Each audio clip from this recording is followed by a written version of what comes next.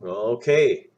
Hey, there's been a lot of Muslim buzz about Isaiah 42.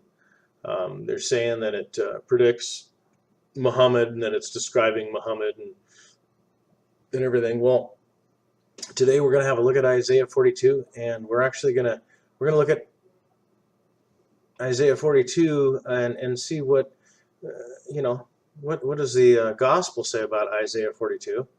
Okay. And then later on, we'll be looking at Islamic sources to see if uh, if Isaiah 42 is described by any of the Muslim sources. So, all right, let's get started. Here it is, Isaiah 42. Here's the King James version. Behold, my servant, whom I uphold, mine elect, in whom my soul delighteth. I have put my spirit upon him. He shall bring forth judgment to the Gentiles. Okay? It's describing quite a guy. Understand that Isaiah was written roughly 1,000 years before Jesus actually walked the earth in the flesh. So we look at the just pretty much midway uh, in this verse, and it says, "I have put my spirit upon him." And let's go to the gospel and see if there's any reference um, to what's being said here in this prophecy. So we come over here, and we have a Matthew 3:13 through 17, King James version, and I have it highlighted for us down here. This is when John the Baptist baptizes Jesus, and this is a record of what John the Baptist saw. So we're just going to start right here. And Jesus, when he was baptized, went up straightway out of the water. And lo, the heavens were opened unto him. And he saw the Spirit of God descending like a dove and lightning upon him. And lo, a voice from the heavens saying, "This is my beloved Son, in whom I am well pleased." If you go back to the pink area here, what do we got here? We have a eyewitness account of the Spirit of God descending and sitting upon Jesus. We go back 1,000 years prior to that, and we have God stating, "I will put my spirit upon him." Okay, so it's pretty solid when you look at the gospel and you read the gospel the way that you're supposed to read it, rather than just pulling little bits and pieces out of it. Um,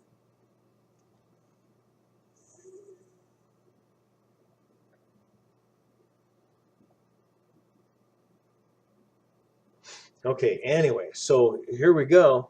We have this prophecy 1,000 years you know, before Jesus shows up, and then we have an eyewitness account from John the Baptist, and he sees the Spirit of God descending like a dove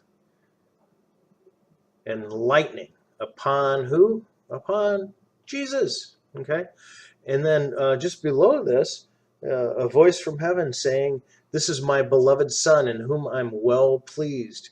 Well pleased. Well, let's look back 1,000 years. Mine elect, in whom my soul delighteth. Okay, well pleased, delighteth. Pretty much the same thing.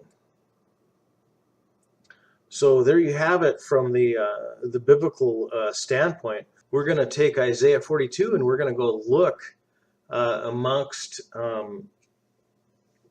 all the Islamic sources and see if we can't find anything stating that God has put his spirit upon Muhammad. We got websites saying that Isaiah 42 is all about Muhammad. We got we got videos, tons and tons and tons of videos saying that Isaiah 42 is about Muhammad. And if it's about Muhammad, we should be able to find, I have put my spirit upon him in the Islamic sources. I mean, it's only fair, right? So here we go. Without further ado, this is a Islam Awakened. And what's really cool about this is it has, like, I don't know, over 30 translated versions of the Quran. And so we're going to go to 1785. And what's really helpful about this is you got so many different verses that you can, go through, and some of them are kind of messed up, but I mean, you get a really good understanding of the interpretation, or at least the best possible interpretation that you can get.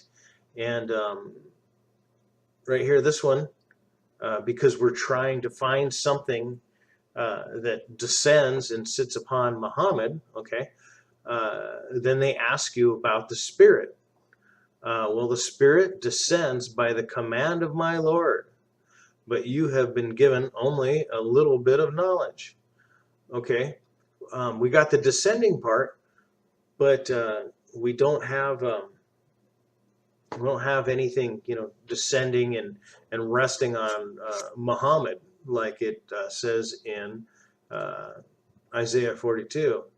I have put my spirit upon him. It's just not there. Okay, let's hop over to the Sunnah.com, and let's look through the Hadith. Let's see. How about Muhammad and Spirit?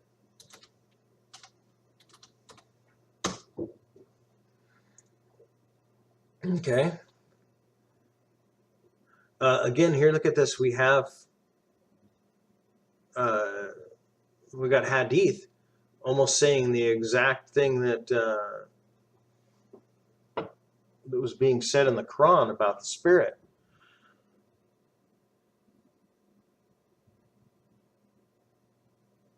Okay, and down below we got the same thing, and then another one. So it's obvious that these are all collected from different books. It was a pretty big deal.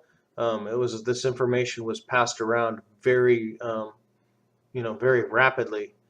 Let's go down a little bit further here, and we're looking here. Okay, let's see. Muhammad is a servant and his messenger. That Christ is the servant and the son of his slave girl, and he, the Christ. This guy, Christ is the Christ. Seem to be having a little bit of problems there. It's not my problem. Let's go down to the lower one here. Okay, here we go. Jesus. Talking about Jesus down here. Jesus is Allah's servant. He's Allah's apostle. He's Allah's word. And he's also a spirit created by him. Well, this is talking about, Spirit of God, but it's actually reflecting towards Jesus. It's coming out of Muhammad's mouth. As you can see, it's not really easy to prove everybody's case. I don't understand why everybody is flapping their lips about Isaiah 42. I don't see it.